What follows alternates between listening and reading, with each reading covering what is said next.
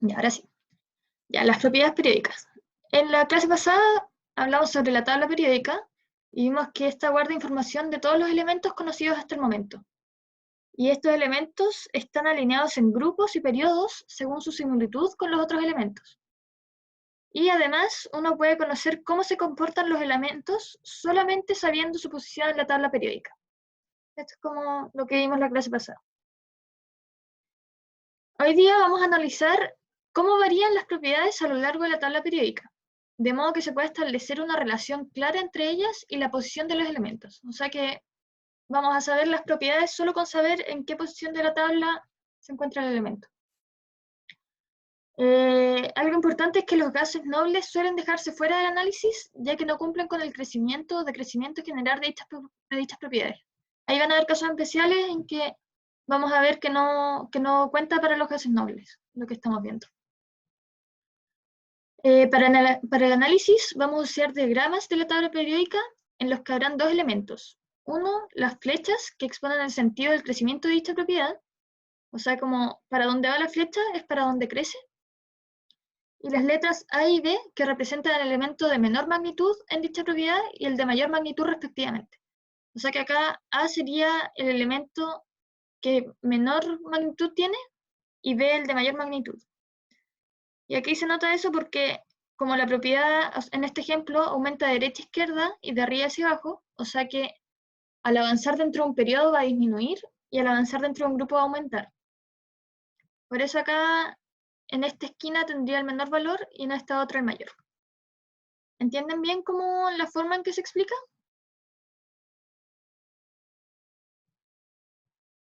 Porque esto lo vamos a usar para ver todas las propiedades. Andan calladitos hoy día. Un sí, un no.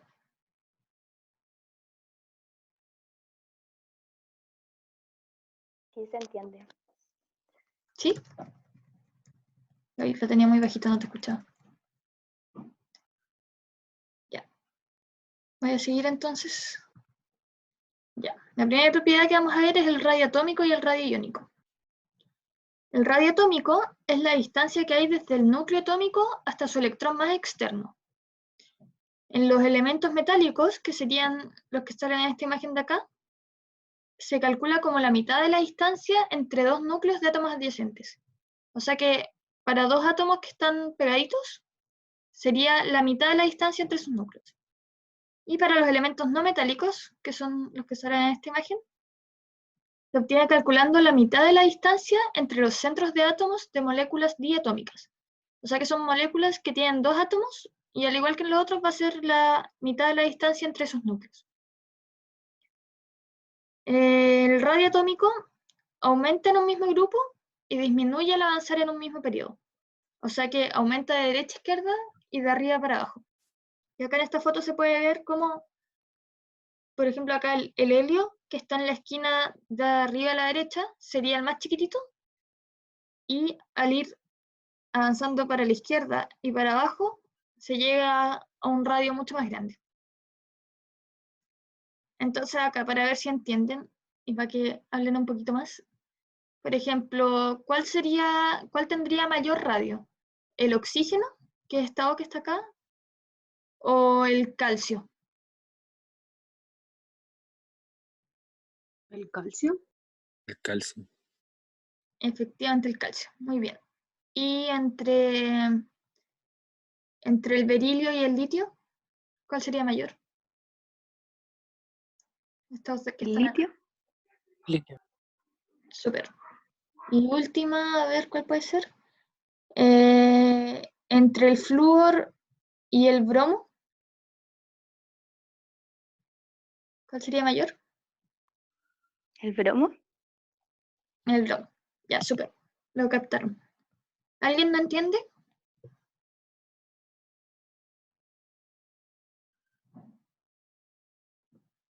Si alguien no entiende, me interrumpe. Ah, tú. ¿Qué no entiendes, Mireille? Dime nomás. Ya. Miren, lo que tienen que ver, lo que nos dicen acá, es que mientras más a la izquierda está el elemento, mayor va a ser el radio. O sea que va a ser, si es que lo vemos los átomos como una esfera, vamos a ver que cuando tiene el radio chiquito, va a ser como pelotitas muy chicas, y cuando tiene el radio más grande, van a aumentar. Que es como lo que se ve en matemáticas del volumen de una esfera, algo así. Entonces acá lo que nos dicen es que el radio, cuando lo vemos en la tabla periódica, vamos a ver que a medida que uno va hacia la izquierda en la tabla periódica, o sea, si es que te mueves en un periodo, que eran las filas, y te vas para la izquierda, va a aumentar el radio, o sea que van a ir creciendo. Y lo mismo si vas de arriba para abajo. Al ir de arriba para abajo, va a partir chiquitito e ir creciendo. Por eso, si es que comparas dos elementos que están en el mismo periodo, el que está a la izquierda va a ser el de mayor radio, y si comparas dos elementos de un mismo grupo, el que está abajo va a tener mayor radio. Eso es más o menos lo que tienen que entender. ¿Se entiende ahí o todavía les queda duda?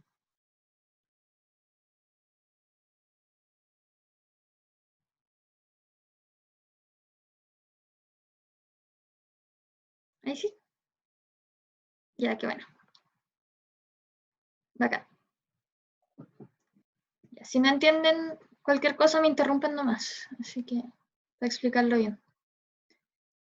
Entonces ahora está el caso del radio iónico. Que si se acuerdan, cuando un átomo neutro gana o pierde un electrón, se convierte en un ion. Cuando un átomo cede un electrón, o sea que queda con carga positiva, se transforma en un catión. Y cuando pasa eso, disminuye su radio, porque al final, imagínense que le sacan algo así como si fuera una cebolla y le sacan una capa, entonces va a disminuir. En cambio, cuando lo capta, cuando el átomo capta un electrón, o sea que se convierte en un anión, aumenta el radio, porque se le agrega es como que le agregaran otra capa, por eso va a crecer.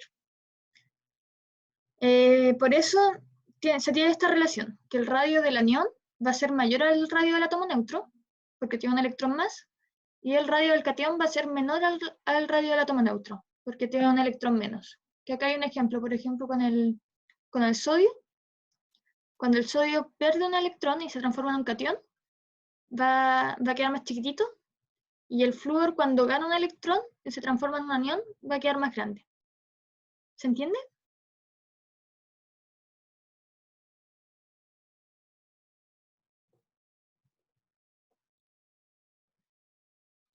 Eh, la distancia desde el núcleo atómico se calcula cuando hay dos átomos juntos. Espérate, voy a poner de nuevo. Acá. Se calcula como si hubieran dos átomos juntos y es la mitad de la distancia entre núcleo y núcleo. Al final, si es que lo vieran como una esfera, sería como el radio de la esfera. Esa es como la comparación que se puede hacer. ¿Sí?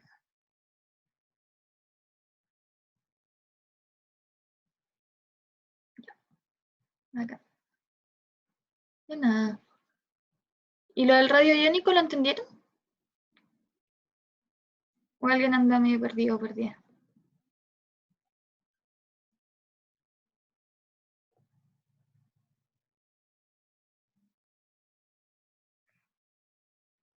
Ya, bueno, si tienen dudas, me interrumpen nomás. ¿Se entiende? Entonces ahora hay un caso especial en que hay iones isoelectrónicos, que son los iones que tienen la misma cantidad de electrones. Por ejemplo, el sodio, el ion sodio más y el flúor menos, ambos tienen 10 electrones, porque los dos van a tratar de tener la configuración electrónica del neón, que es el gas noble que tienen como más cerca. Ah, perdón. ¿Les explico de nuevo lo del radio iónico? Al final están los cationes, que los cationes van a ser iguales al átomo, solo que con un electrón menos, y van a tener carga positiva. Y al perder un electrón, su radio va a disminuir. O sea que el radio del catión va a ser menor al radio del átomo, que es lo que se ve como en esta imagen de acá. Y el anión va a ser el átomo, pero con un átomo más. Entonces, como se le agrega un átomo, va a crecer. Y por eso su radio aumenta. Por eso el radio del anión va a ser mayor al del átomo, que es lo que se ve acá. ¿Ahí sí o qué parte no entienden?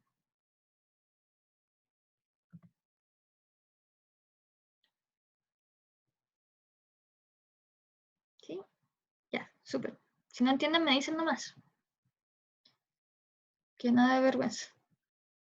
Ya, entonces volviendo a lo de los iones isoelectrónicos, son los iones que tienen la misma cantidad de electrones porque los dos quieren tener la configuración electrónica del gas noble más cercano, por así decirlo. No he pasado lista. Tranquila, paso al final siempre. Me perdí. Ya. Y en esos casos va a tener mayor tamaño el que tenga la carga más negativa, o sea, el de menor número atómico. Que acá hay un ejemplo que está el oxígeno, el flúor, el sodio, el magnesio y el aluminio, que todos cuando están como iones van a tener la configuración electrónica del neón, o sea que van a tener 10 electrones. Y en ese caso, el de mayor radio iónico va a ser el de la carga más negativa, o sea, el oxígeno. Y el más chiquitito va a ser el aluminio, que es como lo que se ve en esta imagen de acá. ¿Se entiende bien eso? Lo que son los iones isoelectrónicos.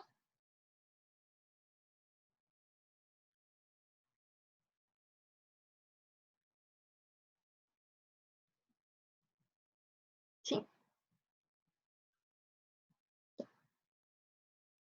Seguimos entonces.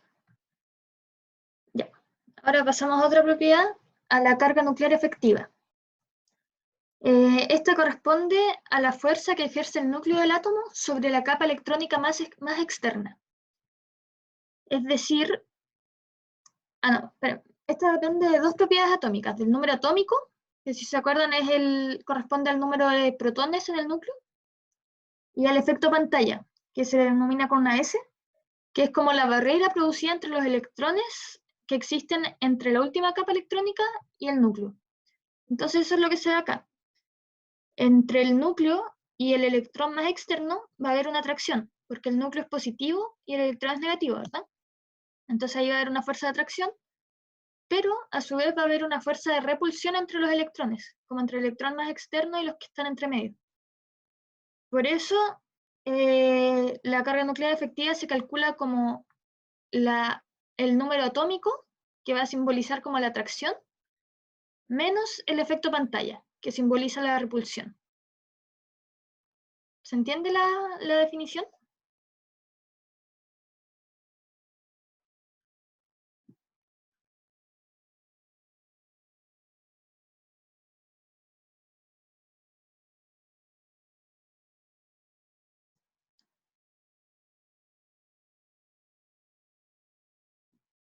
Ya, bueno, ahí si no entienden me preguntan.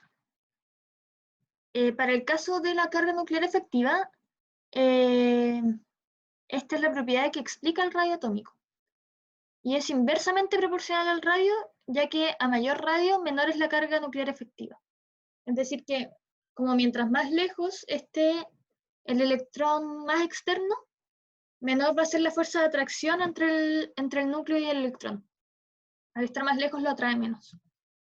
Y cuando lo analizamos en la tabla periódica, vemos que la propiedad al revés del radio va a aumentar de abajo para arriba y va a aumentar de izquierda a derecha. O sea que aumenta dentro de un periodo y disminuye dentro de un grupo. Entonces, cuando hablamos de que es inversamente proporcional, esto lo pueden pensar que a medida que disminuye el radio, porque el radio va a disminuir de izquierda a derecha, va a aumentar la carga nuclear efectiva. Y lo mismo para el grupo. El radio aumenta de arriba para abajo, entonces va a disminuir la carga nuclear efectiva de arriba para abajo. ¿Sí? Veamos acá ejemplos. ¿Qué elemento tendría carga nuclear efectiva mayor? ¿El zinc, que esté acá, el ZN, o el hierro, que es Fe? ¿Cuál tendría mayor carga nuclear efectiva?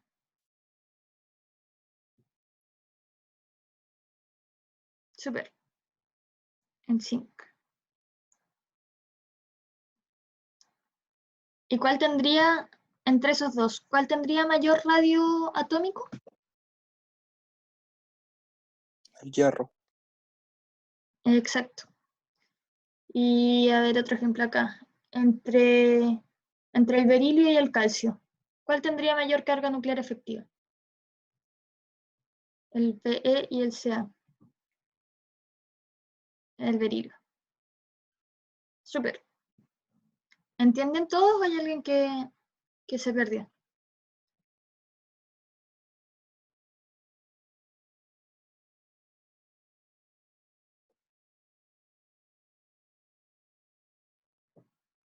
Te perdiste.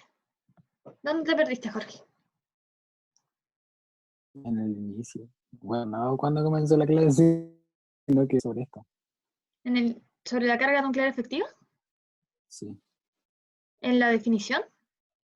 sí, Ya mira, la carga nuclear efectiva es la fuerza que ejerce el núcleo sobre la capa electrónica más externa, o lo puedes ver como la fuerza que ejerce el núcleo sobre el electrón más externo. Entonces tú sabes que el núcleo es positivo y los electrones son negativos, ¿verdad? sí, Y positivo con negativo se atrae, así que va a haber una atracción del núcleo al electrón, ¿cierto? sí. Pero también, entre medio, hay otros electrones que van a generar repulsión al electrón más externo, porque los dos son negativos. Entonces eso va a disminuir esta fuerza de atracción entre el núcleo y el electrón más externo. Por eso, para calcularla, hay que restar el número atómico, que va a ser como la cantidad de protones del núcleo, que mientras más protones, más fuerte va a atraer al electrón. Menos el efecto pantalla, que le llaman, que es como la barrera producida entre los otros electrones. Entonces va a ser como la fuerza de atracción menos las fuerzas de repulsión. ¿Se entiende? Sí, profe, gracias. De nada. ¿Y entiendes cómo se analiza en la tabla periódica? Más o menos. Al Ahí final, fue cuando como que más perdido. mira, antes habíamos visto que el radio aumenta de derecha a izquierda y de arriba para abajo, ¿verdad? Como al revés de esto. Y eso es porque Sí, son inversamente proporcionales. Al final, mientras más grande el radio, menor va a ser la carga nuclear efectiva. Porque al estar más lejos es menos la fuerza de atracción. Entonces, por ejemplo, si lo vemos acá, a medida que disminuye el radio, va a aumentar la fuerza la carga nuclear efectiva. Por eso es de izquierda a derecha y de abajo para arriba. ¿Se entiende? sí, gracias. De nada. Pregunten nomás, chicos. Porque probablemente hay gente que tiene la misma duda. Ya. Tercero, la energía o potencial de ionización. Esta es la energía mínima necesaria para sacar el último electrón de un elemento en estado neutro para convertirlo en un catión. O sea que acá tenemos un elemento neutro, o sea que tiene igual número de protones y electrones, y se requiere aplicarle cierta energía para expulsar el electrón más externo y que quede con carga positiva. O sea que al expulsarle un electrón, van a haber más protones que electrones y se va a formar un catión. Y la energía o potencial de ionización depende de la carga nuclear efectiva, del radio atómico y de la configuración electrónica de los elementos. ¿Se entiende la definición de la energía o potencial de ionización? Profe, no sé si soy solo yo, pero es que como que cuando cambio pantalla se me retroceden. Es la mía.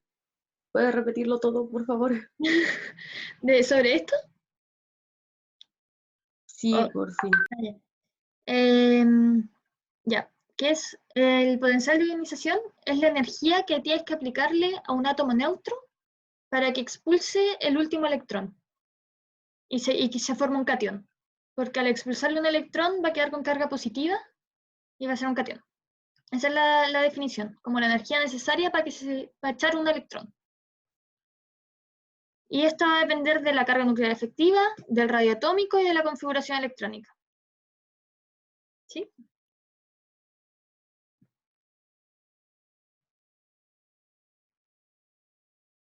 Ya. Seguimos. Profe, depende de la configuración electrónica, el radio atómico y la carga nuclear efectiva. Pero tranqui, esto Gracias. está todo anotado y yo les mando este PowerPoint, así que preocúpense más de entender que de anotar todo. Que después lo puedan revisar. Ya. Dada esa relación, la energía de potencial de ionización aumenta a lo largo de un periodo y disminuye a lo largo de un grupo. O sea, va a ser lo mismo que la carga nuclear efectiva. Va a aumentar de izquierda a derecha, o sea que si van a lo largo de un periodo va a ir aumentando, y va a aumentar de abajo para arriba. O sea que al ir a lo largo de un grupo va a disminuir. ¿Sí? Es lo mismo que la carga nuclear efectiva en cuanto a la propiedad dentro de la tabla periódica.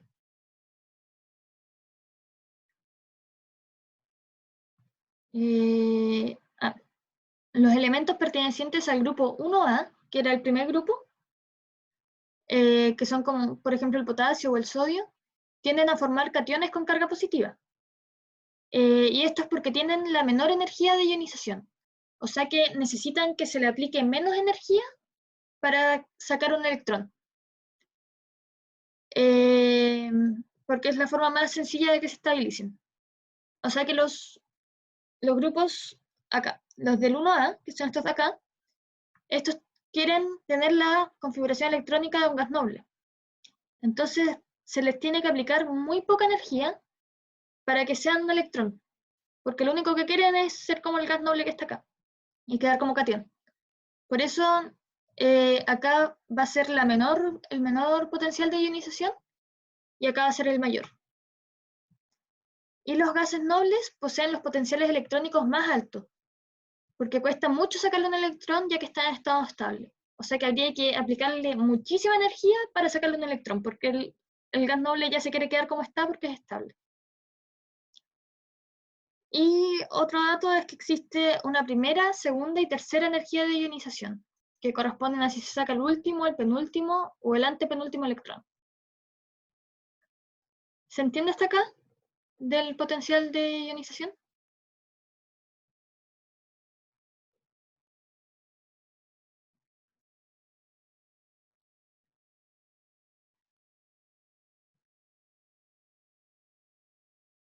¿Sí?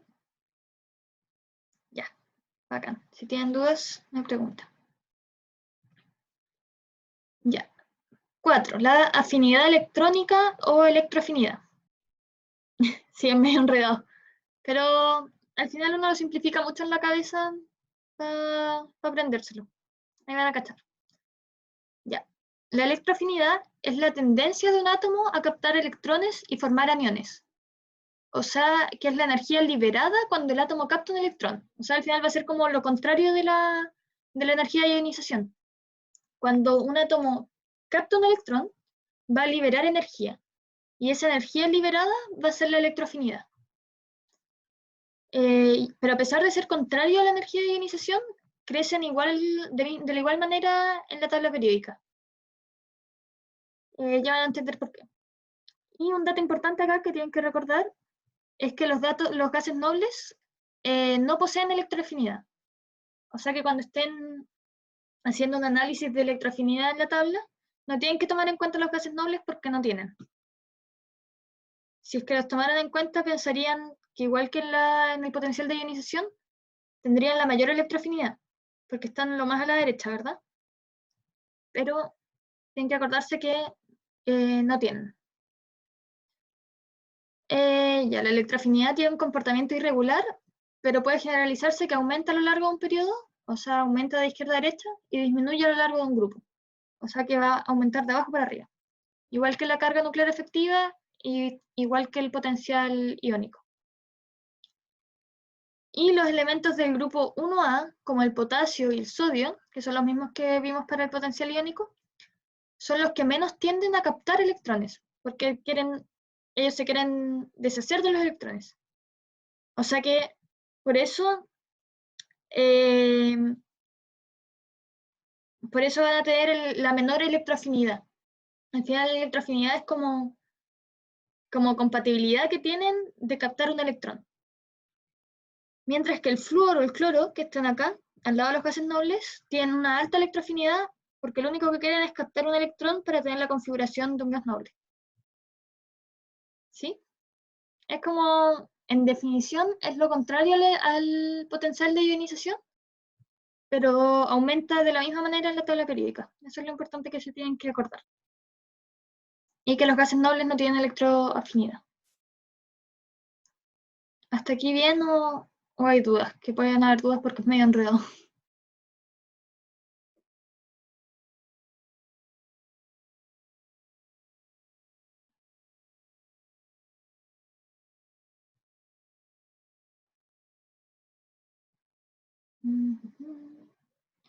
Ya. ¿Qué parte? ¿La definición?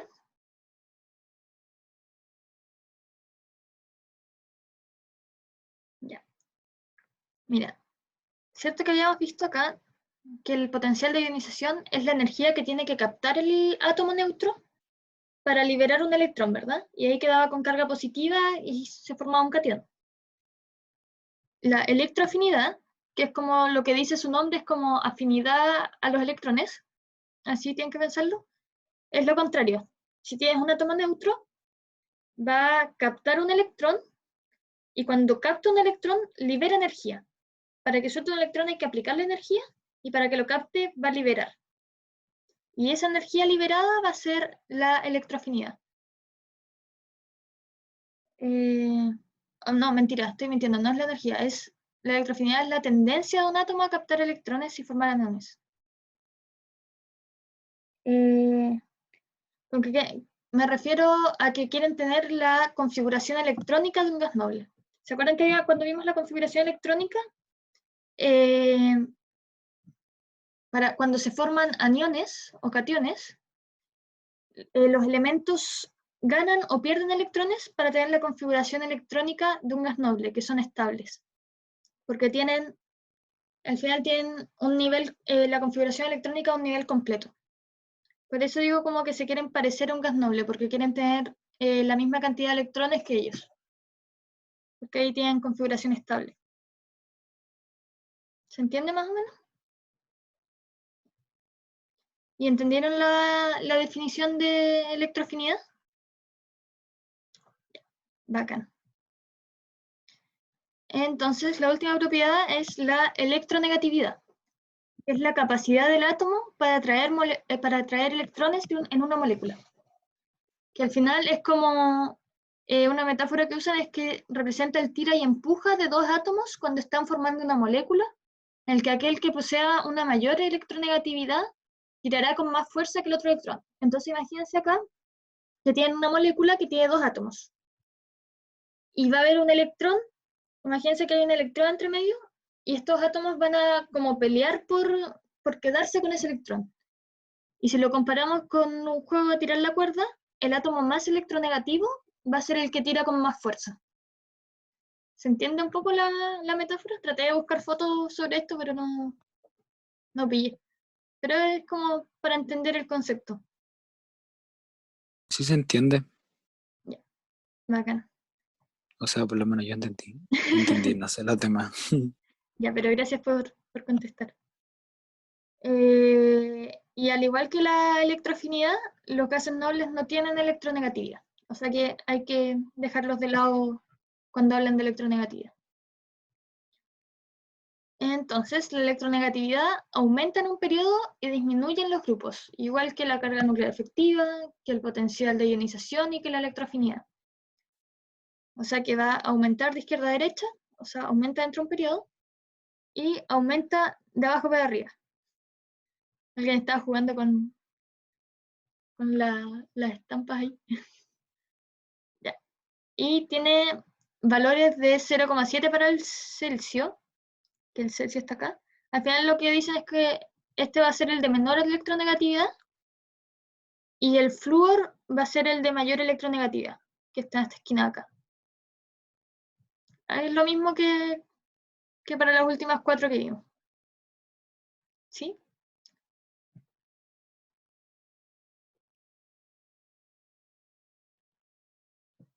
Si nadie pregunta, sumo que entendieron. Ya. Entonces, un resumen. En resumen, la energía de ionización, la electronegatividad, la electroafinidad y la carga nuclear efectiva va a aumentar de izquierda a derecha, o sea que aumenta al avanzar por un periodo y aumenta de abajo para arriba, o sea que disminuye al avanzar por un grupo.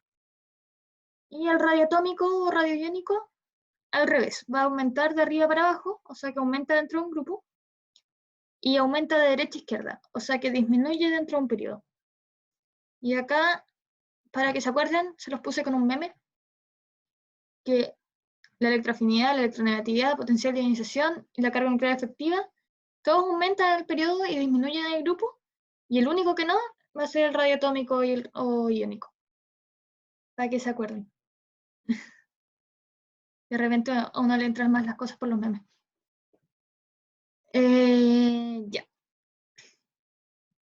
Y las propiedades físicas, por último, son el punto de fusión, punto de ebullición y la densidad.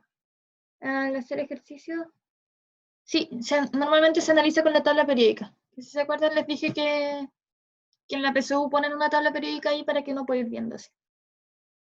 O al menos solían hacerlo. Me imagino que lo harán. Ya. El punto de fusión es la temperatura a la cual se alcanza el equilibrio entre la fase sólida y líquida. O sea que va a ser como la temperatura a la que un hielo comienza a derretirse.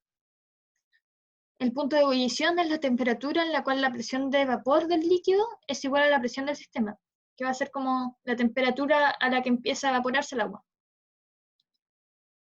Y la densidad es la masa del elemento que hay por unidad de volumen, que eso se calcula como masa partido en volumen. Y las tres propiedades físicas van a aumentar como a medida que van hacia el medio y aumentan de arriba para abajo. Y eso sería la materia. ¿Alguna duda antes de pasar a los ejercicios? ¿Profe, puede retroceder un poco, por fin? Dime, ¿acá o más? No, en la imagen anterior. ¿El meme?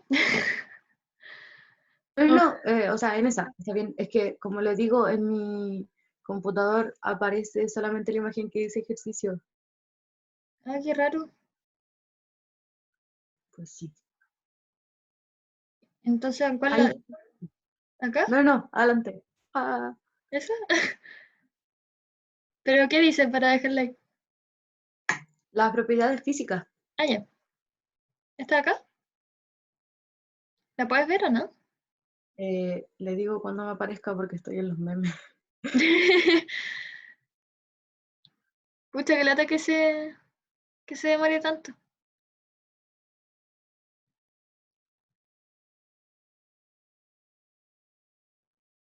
Ahí, ya está. Deme dos segundos.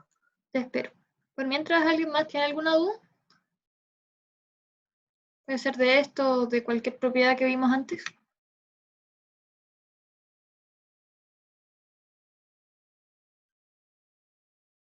¿O están listos para los ejercicios? Con todo. La definición de ebullición. Piénsalo como la temperatura a la que empieza a evaporarse el agua. Esa es como la forma más simple de definirla.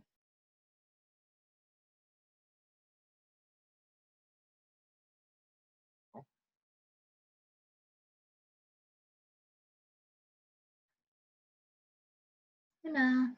Que normalmente cuando se habla de vapores también se mete el tema de la presión. Pero según yo en el colegio como que no se ve mucho ese tema, así que no creo que les pregunten cosas así. No sé si vieron, si en el colegio se ve un poco de termodinámica o no. ¿Estoy Ya, loca? profe, estoy lista. Gracias. Este año iban a pasar termodinámica, pero No pasó nada. Bueno, pero la cosa es que hay una relación en los gases hay una relación entre temperatura y presión. Por eso hablan de la temperatura en la cual la presión del vapor del líquido es igual a la presión del sistema. Va a tener una presión dentro del líquido y una presión del sistema, que como que no, prefiero que no te enredes mucho con eso. No se preocupen que es como Lo importante es saber esto, creo yo. Yo la verdad no recuerdo haber visto muchas preguntas sobre esto. Así que de fusión sería como la temperatura a la que empieza a derretirse el hielo. ¿Sí?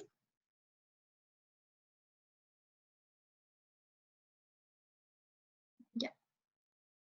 De nada. Entonces pasamos a los ejercicios, si es que no hay más dudas. Si no, me preguntan nomás.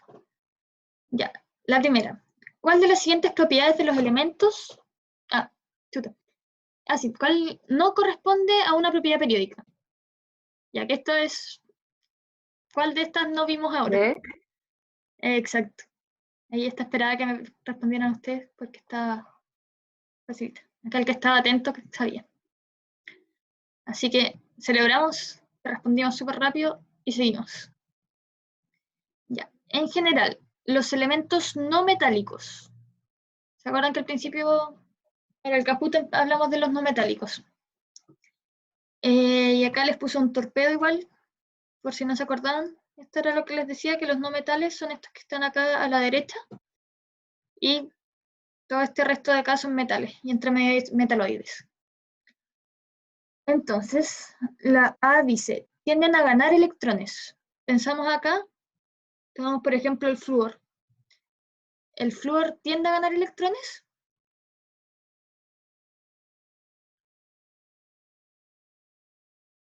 Sí, exacto, porque quieren ganar electrones para tener la configuración electrónica de los gases nobles. Entonces, tuvimos suerte de que era la A y marcamos eso. Igual si es que hablan acá, poseen baja electronegatividad, recordamos que la electronegatividad aumenta de izquierda a derecha. Entonces no, pues tendrían alta electronegatividad.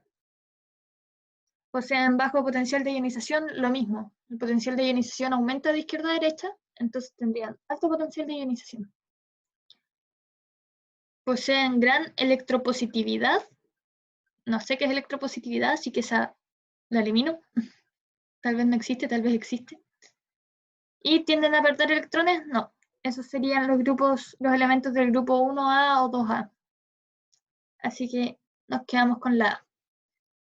Y celebramos que la tenemos buena. Hoy día estoy con temática de Friends. No sé si les gusta. Sí, es muy bueno. Se vienen buenos GIFs. Ya. ¿Alguien tiene alguna duda hasta ahora? ¿O hasta acá todo bien? Todo bien. Gracias, Jorge. Me encanta que me respondas. Todo bien. Gracias, gracias. Ya. Entonces, respecto a los elementos del grupo 0 o grupo 8A, ¿quién se acuerda cómo se llaman esos elementos? Los de la última columna. Los gases nobles, perfecto. Ya, entonces, respecto a los gases nobles, es correcto afirmar que A. Poseen electronegatividades altas. Hacemos recuerdo y recién vimos que los gases nobles no tienen electronegatividad. Así que esa la descartamos al toque. La B. Poseen valores de potencial de ionización bajos. Recordamos, si no, los gases nobles poseen los potenciales de ionización más altos, nos dijeron, porque están más a la derecha. Así que esa no. Poseen gran electroafinidad. Hacemos recuerdo, y al igual que la electronegatividad, los gases nobles no tienen electroafinidad. Así que se va eliminada. Y D, poseen los valores de potencial de ionización más altos. Acá se los soplé, así que les marcamos que sí. Y es la D. Y poseen igual radio atómico, eso sería falso porque el radio atómico va a aumentar dentro de un grupo.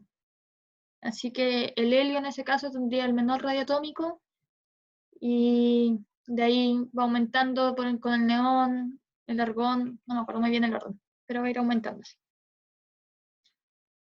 ¿Hasta acá bien? ¿O hay alguien medio enredado?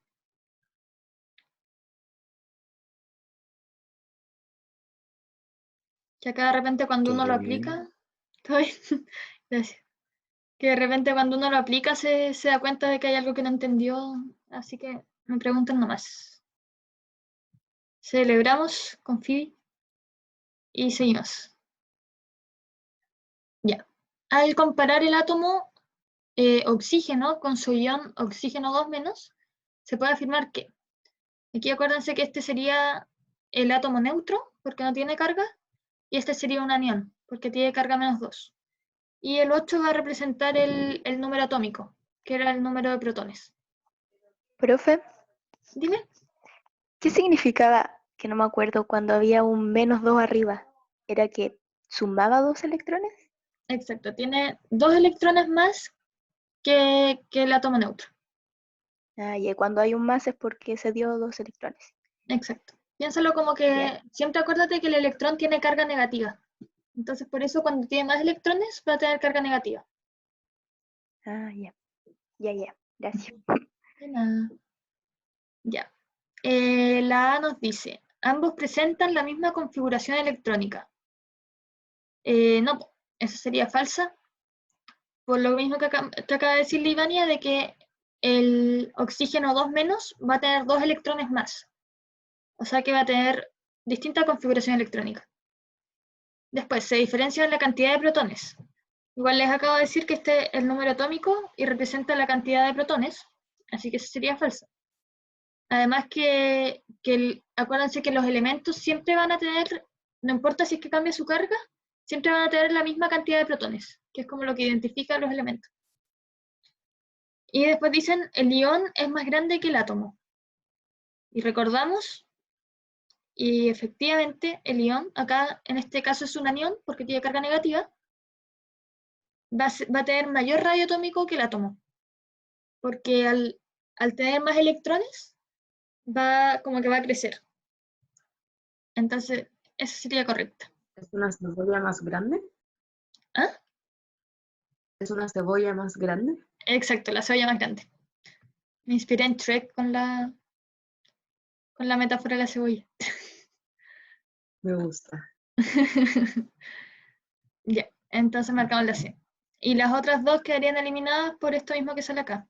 No son de igual tamaño porque el anión es más grande y el átomo es más chico que el ion. Así que celebramos y seguimos. Ya. La 5. En relación a las siguientes especies químicas, que son el aluminio, el magnesio, el sodio, el neón y el flúor. Que si se acuerdan, estas las usamos de ejemplo cuando les estaba explicando algo. Dice, la única afirmación que no corresponde a todas ellas es que, a ver, ¿qué se acuerda que significa que sean isoelectrónicas?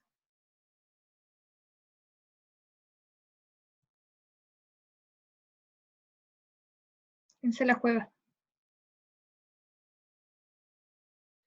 Igual carga electrónica, no. Por ahí va, pero no.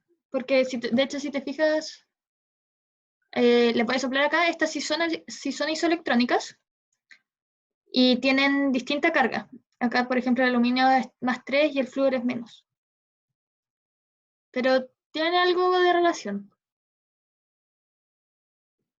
¿Quién más se la juega? Misma Misma. cantidad de electrones, ¿no? Eso Exacto. mismo iba a decir. Y ahí los dos súper bien. Tienen la misma cantidad de electrones. Porque todos estos van a querer comportarse como el neón, que es el gas noble. Porque así van a tener una configuración estable. Entonces acá el aluminio va a tener que ceder 3 electrones para tener esta carga, esta configuración electrónica. El magnesio 2, el sodio 1 y el flúor va a tener que ganar un electrón. Entonces, ya, esa es verdadera. De ahí, tienen 2 niveles electrónicos completos.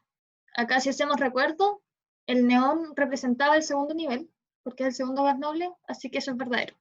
Que ahí no sé si se acordaban, pero es lo que vimos cuando estábamos viendo la configuración electrónica. Después, presentan igual número atómico. Esa es completamente falsa. ¿Y por qué? Por algo que no tenemos que olvidar, es que el número atómico es único para cada elemento. No hay 2 elementos con igual número atómico nunca. Nunca, nunca, no importa si ganan electrones, pierden electrones, nunca van a intercambiar protones. Eso es algo que tienen que acordarse siempre. Entonces llegamos y sería la C. Si es que vemos el resto, igual vemos que la carga nuclear efectiva es distinta para todas ellas, sí, porque va a cambiar a lo largo del periodo y del grupo. Y todas presentan configuración electrónica, bla, bla, bla, bla. Eso es verdadero porque esta es la configuración electrónica del neón. ¿Ahí hay alguna duda? Ahí había como harta información distinta.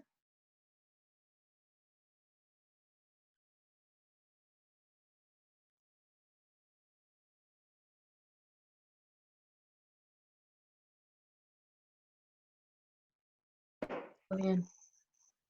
Profe, ¿cómo diferenció cuando estaba estable? O sea, así como a simple vista, A por simple ese, vista, ¿cómo a simple vista? Como si te dan qué cosa. si está estable. No, no, no, pero ponte tú teniendo qué cosa. No sé si es que te dicen, por ejemplo, que es Na+. O sea, Ujú. mira, acá sabrías que es estable viendo la tabla periódica.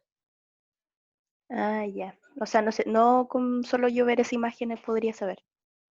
O sea, a menos de que te lo supieras de memoria o de que supieras como más o menos en qué grupo está. Eso podría ser formas de saberlo, pero igual normalmente cuando te dan un ion, cuando te dan un elemento con carga, generalmente ahí ya están en estado estable. Ya, ya, Como ya. que sería raro ver, por ejemplo, magnesio +1. No, como que generalmente no pasa. Así que eso. Gracias. Ya, entonces, celebramos y seguimos. Ya. Acá hay un gráfico que muestra la variación del potencial de ionización de los elementos de acuerdo al número atómico Z. Entonces acá, no se me asusten con el gráfico. Primero tienen que ver qué hay en los ejes. En el eje Y tiene el potencial de ionización, o sea que si es que vemos acá los puntos que están con una B, van a ser los de potencial de ionización más alto. Y en el eje X está el número atómico. Entonces acá, mientras va corriéndose para la derecha el gráfico, va aumentando el número atómico. Si es que recordamos, el potencial de ionización va a aumentar de izquierda a derecha, o sea que aumenta dentro de un periodo, y aumenta de abajo para arriba, o sea que va a disminuir dentro de un grupo. Entonces eso lo podemos ver, por ejemplo, acá. Lo más probable es que acá, cuando pasa de este primer punto A al punto B, va a estar avanzando dentro de un periodo y después va a disminuir de golpe porque va a pasar a otro grupo. Entonces eso es como en la A. Te preguntan cuál no corresponde, pero no se me adelante. Siempre es importante, eh, es importante entender bien el gráfico por si acaso. Bueno, a veces no es tan importante, pero puede llegar a serlo. Y eso, tienen que como imaginar eso, que ustedes van avanzando en un periodo y de repente tienen un bajón porque cambia de grupo. Entonces tienen el número atómico 1 del hidrógeno, el 2 del helio, y después va a pasar al 3 de, no me acuerdo cuál era, pero eso ya pasa al periodo 2, o sea que va a bajar dentro del grupo. Por eso va a disminuir. Entonces, sabiendo eso, ¿cuál de las afirmaciones no corresponde? Entonces, la que decía la Fran acá es que los gases nobles representan las posiciones B, que esa sería verdadera, porque nos decían que los gases nobles tienen el mayor potencial de ionización. Entonces, estos puntos que están acá más arriba va a ser cuando al avanzar dentro del periodo llega el gas noble. Entonces, sería verdadero. De ahí, los gases alcalinos se ubican en posiciones A. Si se acuerdan, los metales alcalinos son los metales del grupo 1A, que serían los que están acá más a la izquierda, o sea que son los que tienen menor potencial de ionización. Así que ese también sería verdadero, porque si ven acá los puntitos que tienen la A, son los que están más abajo. Y después dice, el flúor corresponde a la más alta posición representada por B, que eso por la misma razón de que pusimos la verdadera, esta sería falsa. Porque a pesar de que el flúor tiene un alto potencial de ionización, el más alto son los gases nobles. Así que la C sería la que no corresponde. Y viendo las otras, el potencial de ionización aumenta en un periodo al aumentar Z, eso es verdadero por esto que dice acá, que aumenta de izquierda a derecha. Y de las posiciones A, la más alta corresponde al elemento hidrógeno. Esa también sería verdadera porque sería ¿cómo se llama esto? La que está como más alto dentro del grupo. Pues sería la más alta. Oigan, me acabo de dar cuenta la hora, que estamos como en la hora, así que el resto del ejercicio los revisan ustedes. No caché que se nos pasó la hora. Así que a ver, cierran los ojitos. No vean esto. Son muchos spoilers. Ya. ¿Alguien No tiene aprendí. dudas? ¿Ah? Nada. Escucha, estoy sorda. ¿Tienen dudas de esto? No. No. Ya, bueno, si tienen dudas, me preguntan igual. Tengo que sacarle foto a los participantes para la asistencia. Voy a dejar de grabar.